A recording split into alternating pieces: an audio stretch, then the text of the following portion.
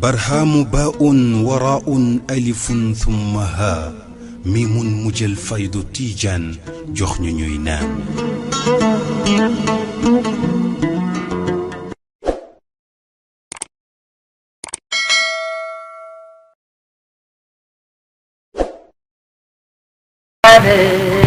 فقر بسبيل سلب الباري والسياق إليهم قراب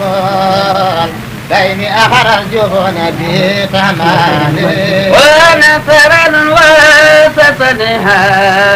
قرياء من البقاء نالي فتنني تلك البقاء وحاجات بردي قرى البقاء مثالي في مرحل مني والهتاف بقصور النظر كساك المجال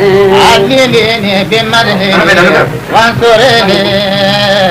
نصر مدح الأمين ناصر المعالي خلديني من مديد بقدين تزري في الباقي نظم الوالي كيف مره لمن قدم ضراه جبرائيل الأمين طول الليالي كيف مدي لها رسالك القرآن من سماه وفكسين رجالي كيف مره فنيران كسلان جم نصر من نوره المطالي كيف مدي لها البهار كسلام ثار نصر من جوده مطالي كيف مده له الهلو مجمعا قدرة من فقده طياري كيف مدي لمن سماه إلهي منصل في دون ما إجمالي كيف مده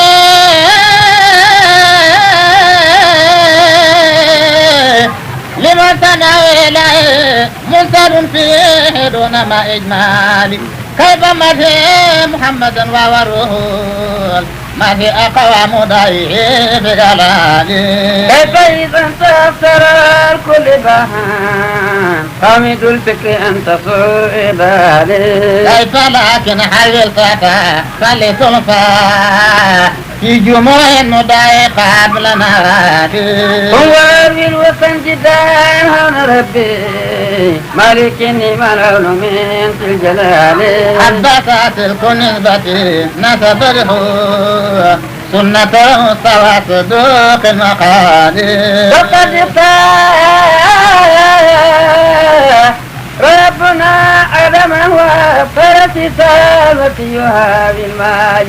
ثم يريس بدا صليحة السما من نور النبي المبدال ثم نوح ثم قليل وإسماعيل وهو بحسين الهلال ثم أدنى بعد ثم ماذا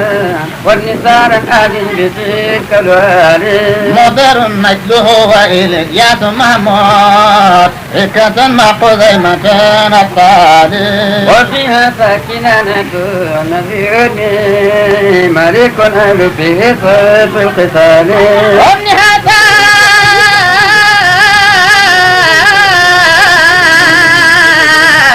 كمامة النبي يمي مالك أذن في نساب القبال حارب ناله لوي وكبر نجله مرة كلاب غالي وقصي أبو مخارطتي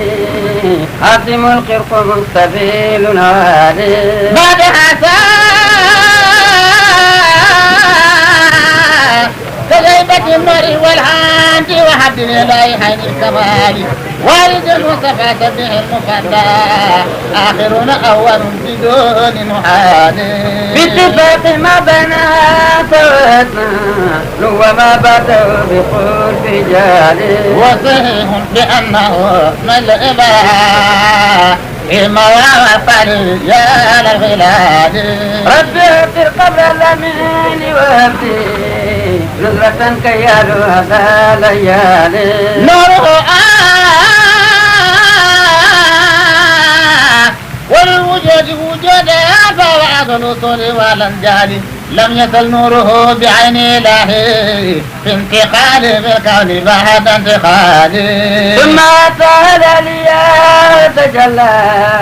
نوره في الأرض الإله الهادي sant yàlla d'abord mi ñu may kattan ak tawfiq ba ñu mën a agsi fii di jiital ci nuyoo bi monsieur le gouverneur de la région de Kaffrine monsieur William Manel ak ñi mu àndal ñëpp le DRDR Samba Ndaw monsieur le préfet bu Kaffrine ak le sous-préfet monsieur le maire adjoint pour commune bii ñu nekk Moustapha Signane ak le chef du village Fass Ngodiba Amath Diané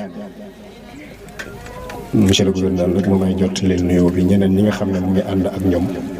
te xëy na xamuma leen ci tur surtout le CB le commandant de brigade ci lu gàtt rek comme nu ñu war a def benn tour bu gàtt loolu dellu siwaat DRDR Samba maa ngi nuyu monsieur Malou moom sama xarit la xamante nañ bu baax tool bi ñu ngi ko gisee monsieur le gouverneur ci kanam la ak ci gannaaw d'ailleurs sax fu ne yónni naa xale mu taxaw fa ndax xam naa duñ mën a wër yëpp benn la nag ci tool yi ci tooli gerte yi bien sûr tooli dugub yaa ngi fi tooli mboq yaa ngi fi waaye temps du ko mayee ñu dem ci tool yi moo tax benn rek laa tànn mooy bi nekk suñ kanam ni nekk suñu gannaaw bii yaakaar naa ne bu ma ñaari ñi benn la sax yaakaar naa ne moom day toll ci 30 hectares waaye li ñu bay lépp te duñ ko mën a gis ci gerte mat na 55 hectares li ma bay ci gerte dugub ji am naa yaakaar ne dana mat 15 ba 20 hectares mboq mi bay naa ci 4 ba 5 hectares loolu mooy ni ma koy tuddee gouvernement central mooy mbay nga xam ne moom man maa ko saytul sama bopp maa ngi lay wax sànq ma ne la man je viens régulièrement ci tool yi mais yeneen daara yi parce que am nañ yeneen daara ci village yi yëpp ñii toog fi dëkk yu fasante ko lañ jógee te damay wax ne état jarul sax di wax lu bëri état bëtam gudd na noppam gudd na fii sanc Ousmane Diakha moo nekk nii am naa fa daara Fass Ngodiba ñooñu dogal fii njiw yéen ñu ngi fi am naa fa daara loolu yëpp c'est vérifiable Katakeel et cetera donc hectares yëpp su ma ko kiiyee ci li nga xam ne moom maa ko superviser sama bopp muy tool yi nii yi nga xam ne directement maa koy kii moom yaakaar naa ne 55 ba 60 hectares mat na ko buñ ci boolee nag yeneen yi du ma ko mën a xayma d'ailleurs laaj na ma damay sant yàlla ndax dama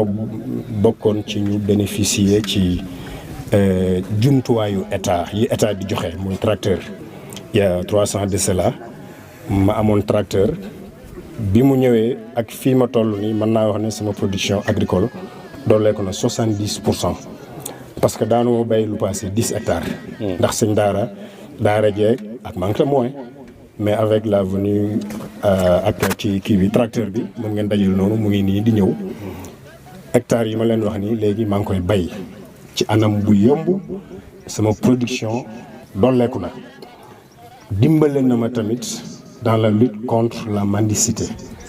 d'ailleurs ñun suñu daara mosuñoo yelwaan te loolu état mën na ma cee gën a xam. sama kër ña fa nekk te daara yëpp nañu xam ngeen kenn du génn kër ga loolu li ma ci dimbale mbay mii ci la bokk. mbay dundee dugub ji ma ndekkee tey cere laa ndekkee tey ndaw ku ndaay jéggal ma maa ko bayee gerte gi diw gi et cetera benn taalibe bu aju ci suñ benn daara du génn yalwaan yi ça c'est mon principe. te li la ciy dimbale nag mooy dem liggéey beneen bi damay faral di wax ne xëy na sax buñ ci dellu see mbay mi damay wax ne élément clé la moom it dans la lutte contre l'immigration clandestine bi ma état joxee tracteur dama ne état de li baax na dina dimbale mbay mi mais création d'emploi la léegi bu ñëwee ñaar ñi ci nekk régulièrement tracteur bi moo leen di fay te dans 2-3 mois bu ñu récolté lum néew dinaa am 7 employés pendant 6 mois yoo xam ne tracteur bi moo leen di yenu kon la création d'emploi am na damay wax sax li ñuy wax ma ne lutte contre le terrorisme sax nañ occuper ndaw ñi parce que ndaw ñi bu ñu viddee nekk ci espace vide dem defi leneen mais boo leen indee ci tool yi man je suis diplômé de l'université internationale d'Afrique bu Khartoum Soudan am naa maîtrise ni ñu koy waxee masters 2 moom laa am mais dama ko fa bàyyi xëyiwuma bureau bien sûr sama baay moo ma dimbale ne ma dellu sil ci tool yi may bay samay diplôme maa ngi ko denc may ñëw occupé wu damay wax sax ma ne lutte contre le terrorisme état sax bu ko xamoon dina gën a yaatal mbay mi waaye ba léegi tamit xam nañu ne autosuffisance alimentaire bi président de la République di wax état mën na am politique dimbale nit ñi mais nit ñi fokk ñu wàcc ci suuf si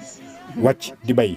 comme dañoo waxoon introduction jafe-jafe benn bu ma am nag le DRDR yaa may laaj mooy problème mu espace bu doy suuf tey moom benn problème laa am xam nga tracteur li mu mën a bay yaatu na nous remercions le président de la République maanaam remerciement bu xam ne du mos a dagg waaye nag wax dëgg yàlla su ma amoon suuf bu gën a yaatu dana gën a baax ci man lool te su ma ne dana baax ci man dina baax ci njaboot gi la ñun li ñuy bay ngooñ meeg gerte yeeg c'est vérifiable jaay wuñ ko kii wuñ ko def demet ci biir njaboot gi lay dellu si état mën naa xam sama bopp sax man lu ma xamul kon benn jafe-jafe bu fekkee mën naa tudd noonu bi ci toppit mooy problème mu engrais fii bi ma xaymaa fii nii bi ma laajee ñaata moo ci waroon dem ci engrais mon neveu Babou Diané l'un des bénéficiaires du tracteur yi passé nii ne woon na ma 8 tonnes ba 10 tonnes engrais war na fi dem benn tonne rek laa fi def ci engrais jéem naa sax jënd mais gisuma ku ma jaay donc loolu dañ ci am nañ ci jafe-jafe dama doon jënd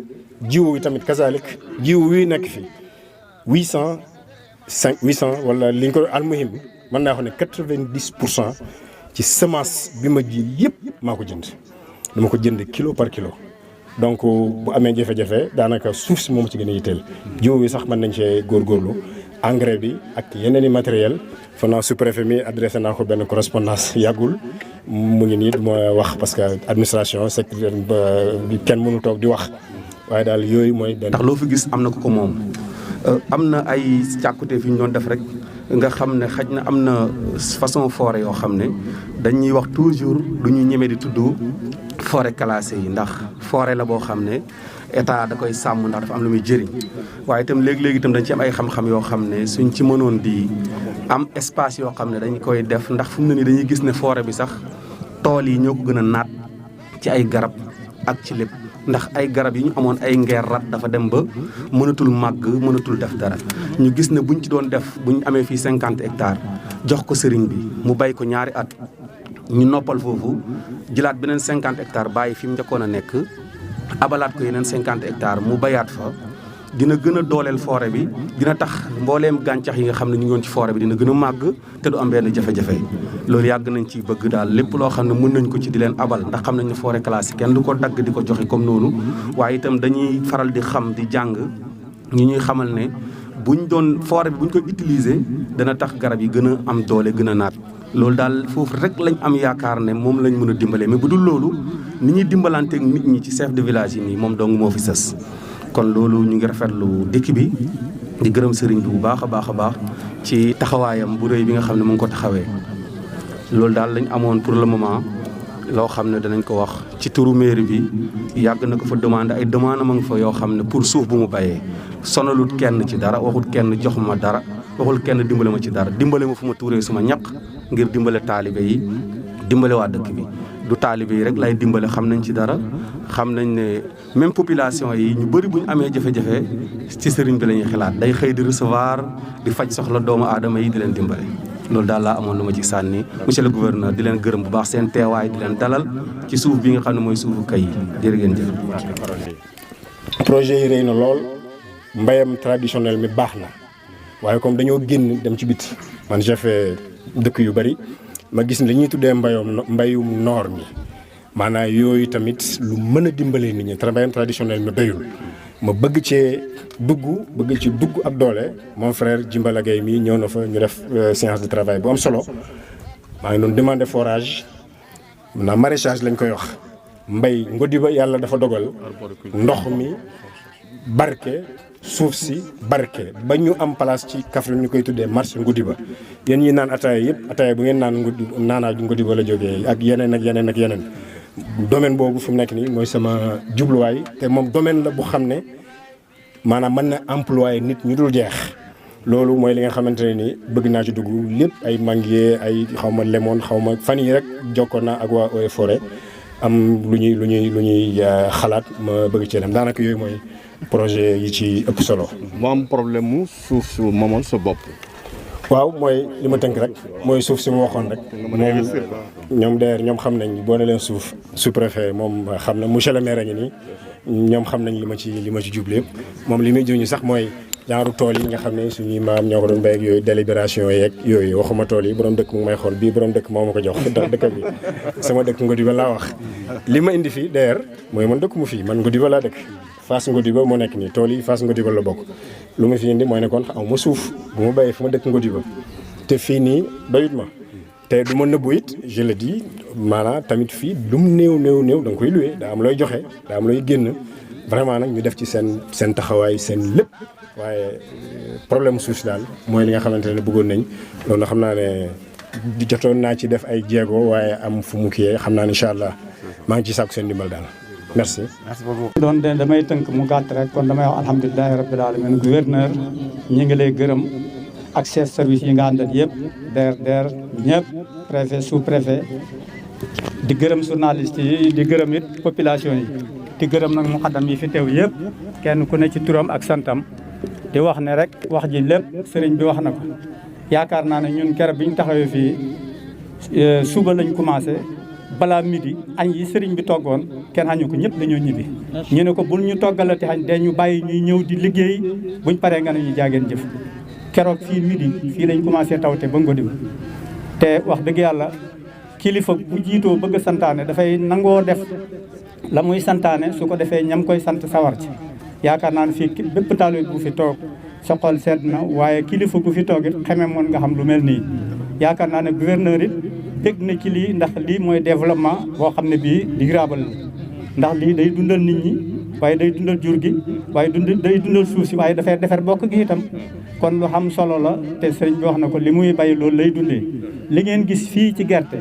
li mu xam ci dugub fi ngeen romb moo gën a yaal yi fuuf kon nag wax dëgg yàlla lenn de mooy mbiram du tawat Cheikh Ibrahima lu ne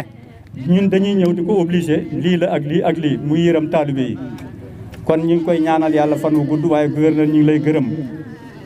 président de la république moo toog nii tey moo janoog suuf si moo janoog population bi moo janoog liggéey bi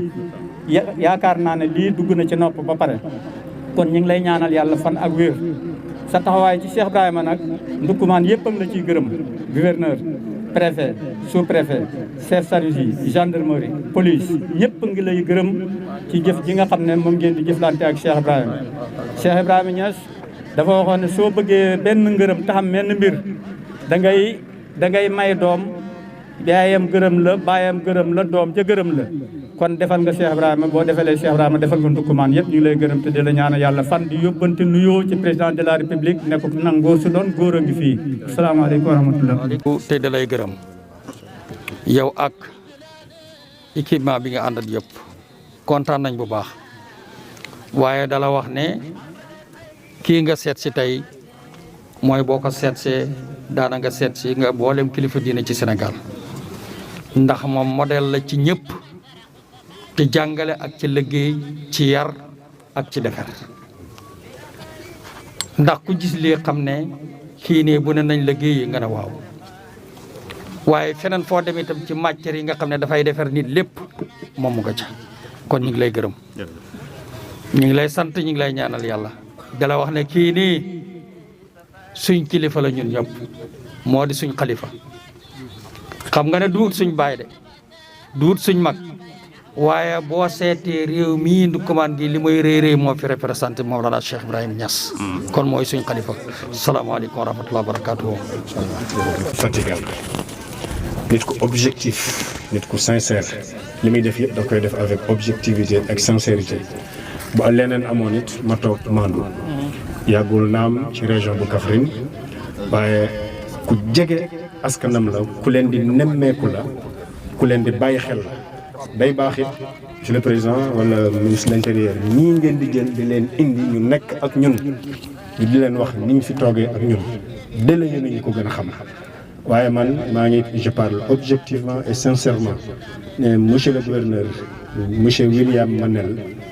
nit ku am njëriñ ci askan wi la ku respecter li ko réew mi sant la ci askan wi ci loi yeeg règlement yeeg dimbali nit ñi loolu mënu ma ko ñàkk a wax. monsieur le gouverneur yow maa ngi lay seedeel ne monsieur le préfet mu ngi door a ñëw jaw ñu ngi yaakaar incha allah mu gën a rafetal sax ci li fi weesu yëpp waaye madame la sous-préfet mii ma xamal la ne sama collaborateur loolu xaw ma ñemal mënu ma ko waxee noonu ku am njëriñ la moom it ku pragmatique la loolu rek laa bëggoon a wax kon maa ngi lay yóbbante nuyu ak cant ci monsieur le président de la république mënu ma ko ñàkk a wax dafa jël politique de modernisation de l'agriculture def ci lu rëy dama koy wax xale yi toujours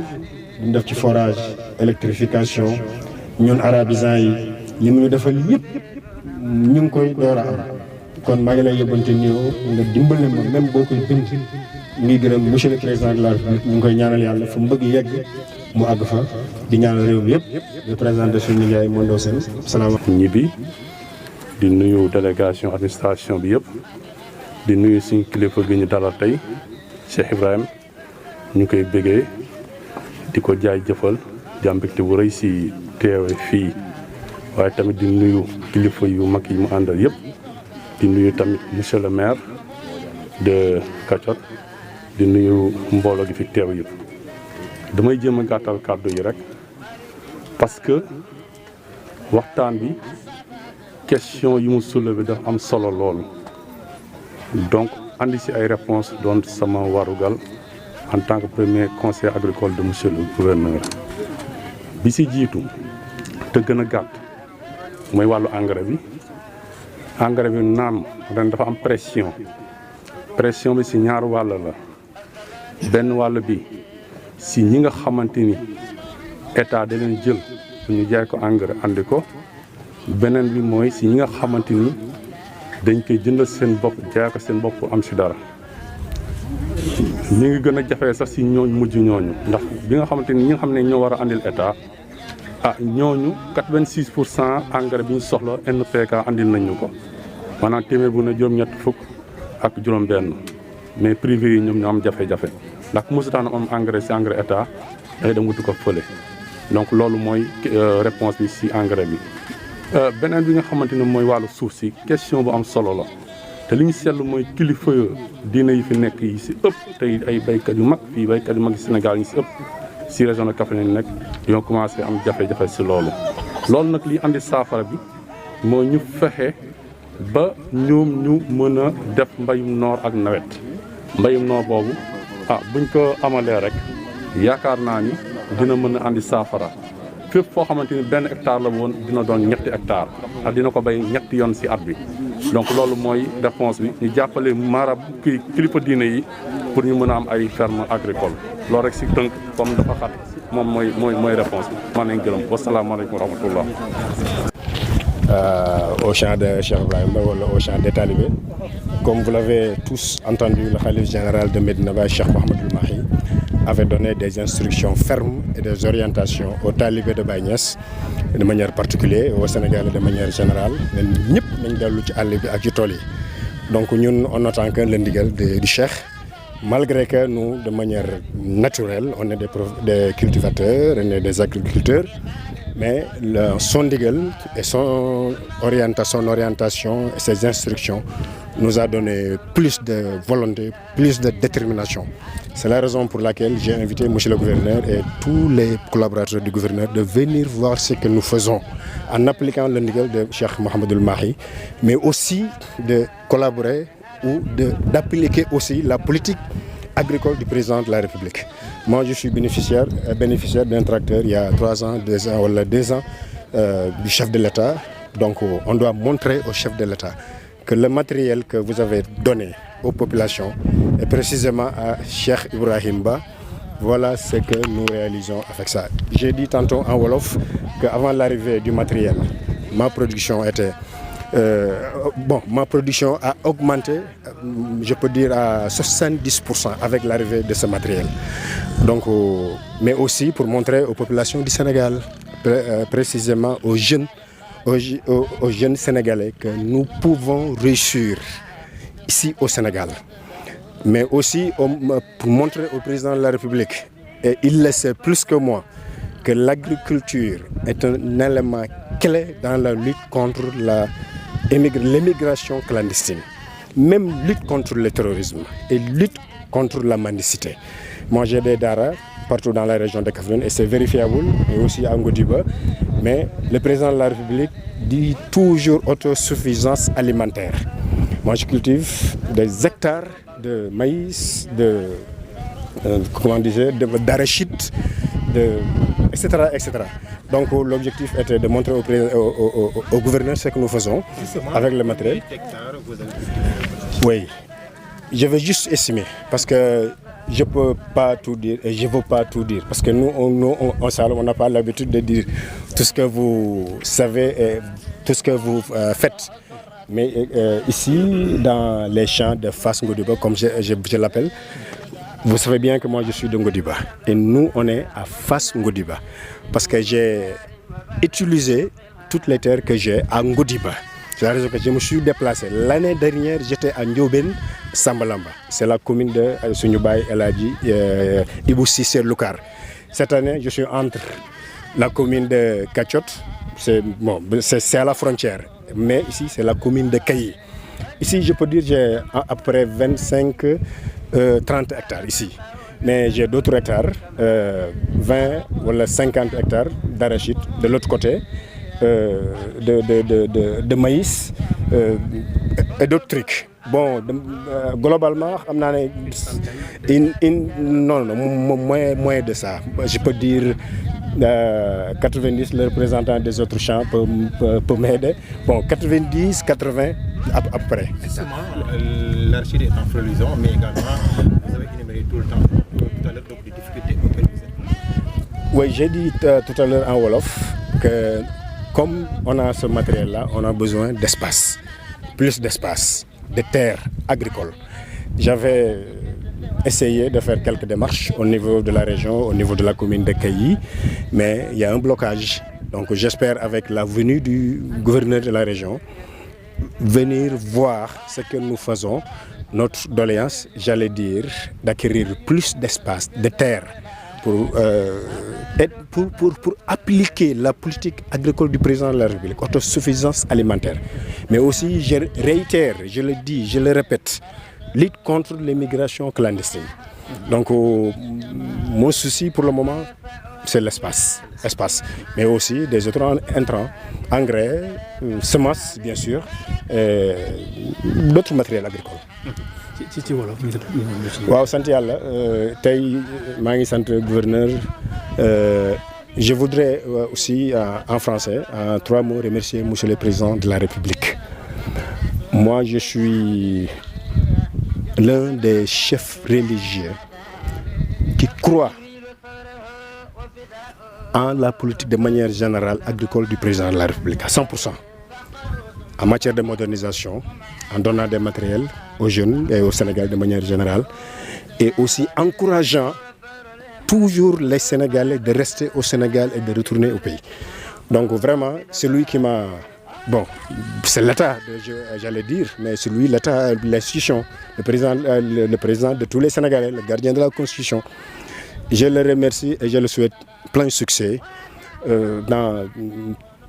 toutes ses ambitions et toute sa mission. Loolu laa bëggoon a wax ci français, mais aussi remercier le gouverneur de la région de Kaffrine, monsieur William Mané, le préfet, le sous-préfet.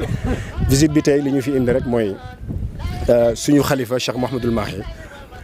Niass yàlla na fi gën a yàgg. Ñëpp dégg nañ ci fan yi mu ne nañ dellu ci àll bi, nañ dellu ci tool yi te ñun ay taalibe lañ. dalee man la yàlla natt ñu ne maay représentant am wala xalifaam fii ci Ndoukoumane ay xalif Baye Niass fii ci Ndoukoumane muy sasu rëy bu joxee ndigal dañu war a montrer ni ñun ñu ngi ci ndigal li. dalee nag ne ñun ay baykat lañu moom lañ doon ci suñu baay doon na ko ci suñu maam yi suñuy maam Matar. tey bi ñuy jëfandikoo ndigal loolu président dimbale woon ñu ci jumtuwaay mbay muy lii ngeen gis nii ak yeneen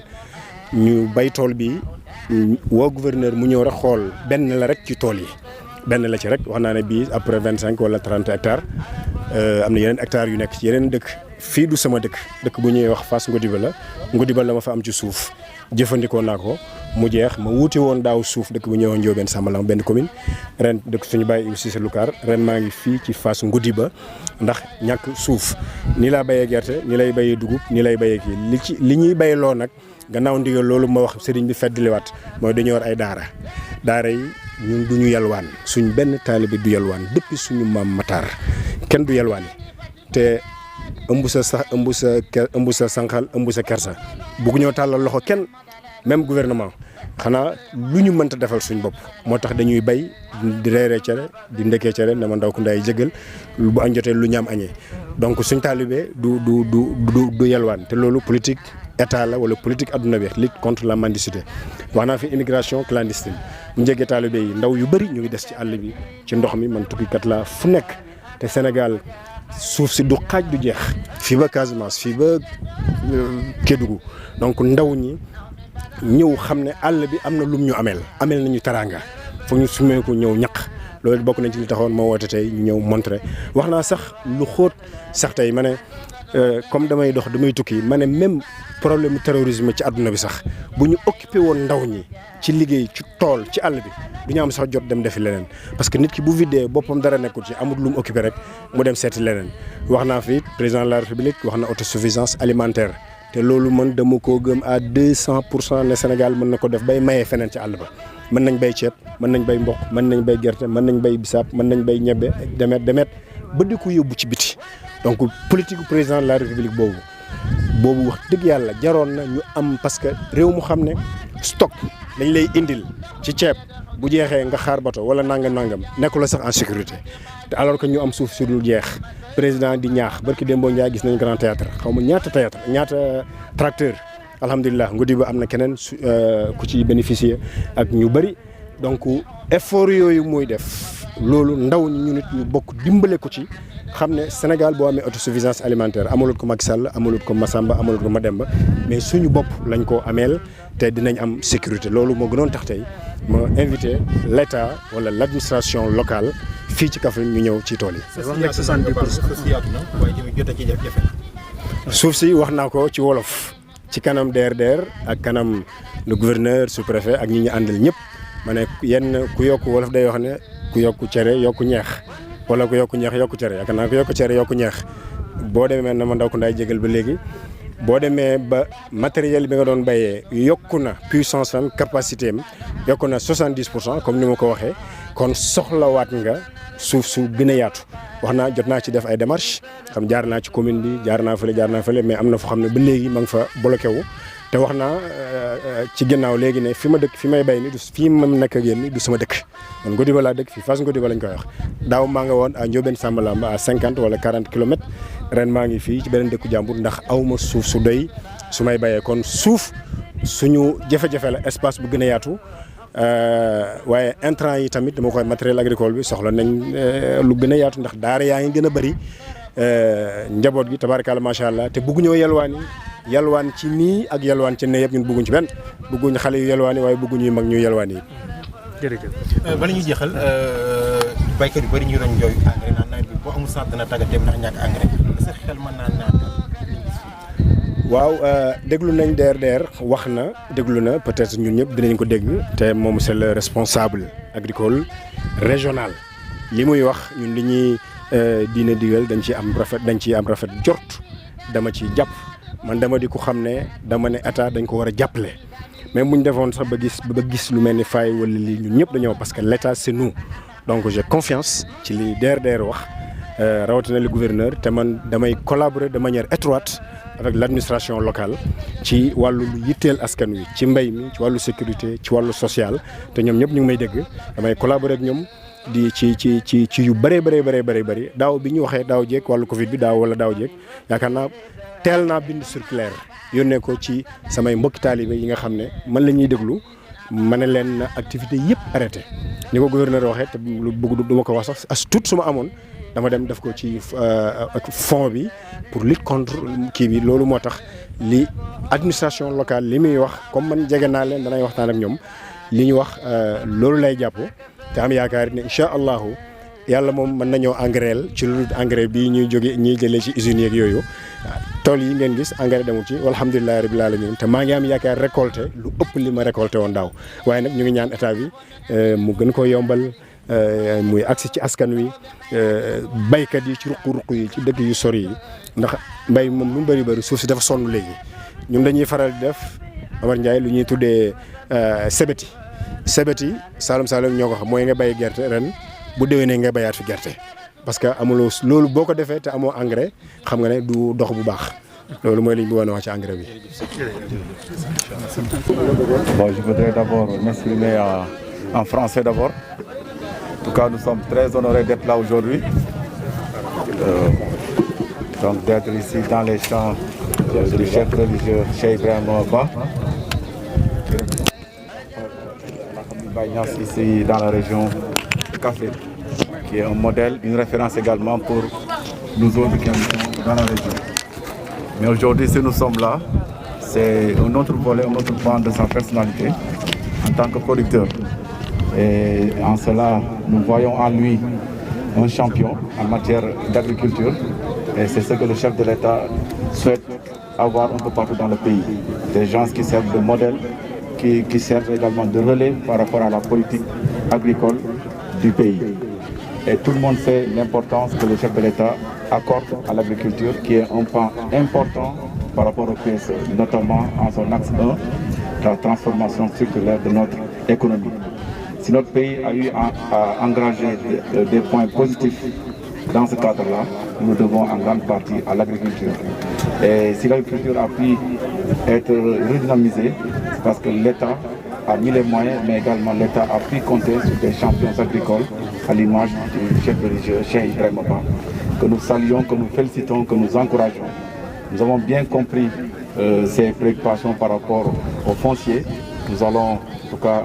nous y pencher avec la commune et également le sous-préfet pour voir comment l'accompagner. Parce que voir quelqu'un comme lui qui dispose de beaucoup de talibés, beaucoup de dara, et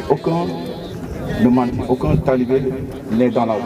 C'est parce que tout simplement en amont, il a su en tout cas régler les problèmes de la consommation. Et cela vraiment est à saluer. C'est un bel exemple à multiplier dans les régions. L'année passée, lors de la tournée agricole, on aurait dû l'intégrer, mais avec la Covid et également il avait voyagé. C'est la raison pour laquelle on l'avait omis. C'est pourquoi cette année, en prélude à cette tournée agricole, nous avons voulu commencer par lui pour le montrer également en exemple à tous ceux qui s'activent dans la région en matière d'agriculture. Qu'il veut dire, nous les santé de la gërëm di gërëm ñëpp ñi fi teew tey rawatina waa dëkk bi di nuyu sama préfet ak sama sous-préfet DRDR Fatima Kenn commandant de brigade monsieur le maire ñi fi teew tey yëpp. li waral visite bi mooy dañoo ñëwoon nemmeeku suñu kilifa suñu xarit suñu wëllëre Cheikh Ibrahima Ba nga xam ne moo fi toogal la famille Baye Niass fii ci région bi. muy kilifa bu ñu ràññee bu am solo bu am taxawaay mais surtout kilifa bu nekk ci wetu administration lu koy firnde mooy daaw bi ñuy commencé xeex mbas mi il a été la première personne ressource bu génne ay moyens jàppale comité régional de gestion des épidémies loolu ñu bëri xamuñu ko mais man mi gouverneur maa ko recevoir dalal ko. Le premier appui qu'on a reçu l'année passée venait de sa personne, suite à l'appel du chef de l'État. Comme Molay Wanliki, c'est un homme multidimensionnel. Mu waral tey ñu ñëw nemmeeku ay toolam xool li mu fiy def ci wàllu mbéy. Et je pense que loolu war na doon seede pour ñëpp exemple aussi pour ñëpp ñu yëngu ci wàllu mbéy mi. Parce que kilifa bu toll ni moom vraiment tous les jours mu ngi ci tool yi. Là ça aussi. jar na aussi ñu fàttali ko nekkul kilifa rek buy santaane rek mais tous les jours muy fi donc di béy vraiment béy bu am solo def ay résultats yu am solo loolu moo waral vraiment ba demee ci daara yi benn taalibeem nekkul ci mbedd bi di yelwaan loolu vraiment muy lu am solo wax na fi sànq mbirum émigration clandestine mbiru terrorisme je pense que lii exemple réponse la surtout par rapport à tout ça donc ba tax na vraiment ñu ngi koy sant di ko gërëm di ko wax ni vraiment ñun fierté la pour ñun ñu ñëw fi tey vraiment xool li muy def ñuy wootam vraiment képp ku ko mën ku mel ni moom mën doon champion agricole vraiment ki yëngul ci wàllu mbéy mi daal nga def ni moom parce que voilà région bi soxla na ko parce que région Kaffrine c'est une région pilote en matière d'agriculture. On est la première région arachidière, l'une des toutes premières plutôt en matière de céréales, production de céréales. Donc vraiment position boobu buñ ko perte et pour que mu mën a am il faut que ñu am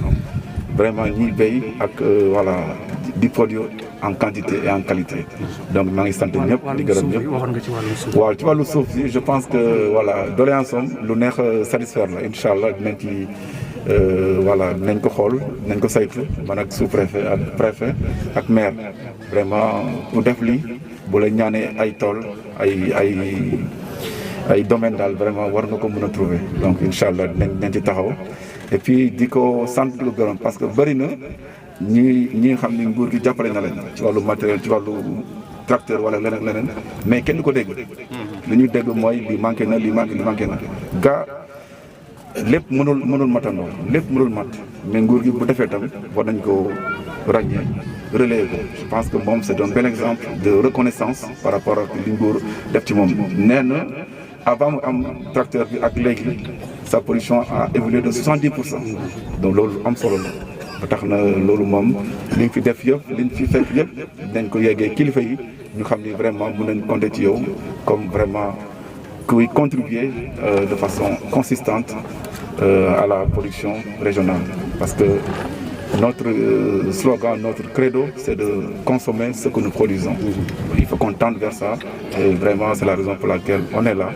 Donc ñu lay gërëm di la sant di gërëm kilifa yëpp la presse fàttewuñu kenn donc merci à tout le monde et voilà. Kaffrine ca kanam. وانا بها انك على درجات وتبلغنا بها اقصى الغايات جميع الخيرات في الحياه وبعد الممات سبحان ربك رب العزه عما يصفون وسلام على المرسلين والحمد لله رب العالمين. ربي اغفر قبر الامين وابدي نزلة كيال هذا ليالي نوره والوجود وجوده فوعد الوصول والانجال لم يزل نوره بعين الله في انتقال بالكون بعد انتقال. برهام باء وراء ألف ثم ها ميم مجل فيض تيجان جخن نام